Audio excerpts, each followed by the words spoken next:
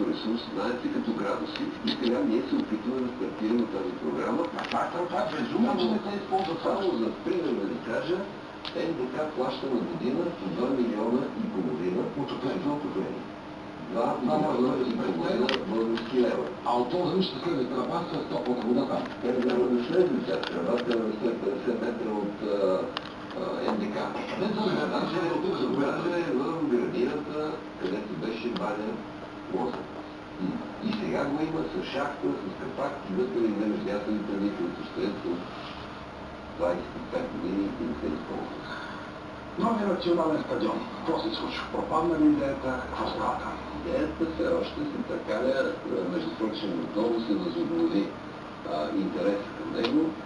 Ние правихме много проучвания, предполагам, че чували вашите зрители. Последното, което уточнихме е в комплекса стадион Модерен и да се има средства за експлоатация, трябва да има някакво обединение, т.е. той да се ползва от повече от един клуб. Защото най-простата сметка казва, че ако е само национален стадион, 5-8 мача на година, не само, че не могат да покрият инвестициите по строителството, те не могат да платят почистването на съдвението. Освен това, знаете, за съжаление, качеството на нашия футбол, колко зрители привлича. Елефрин го прави, защо не го правим?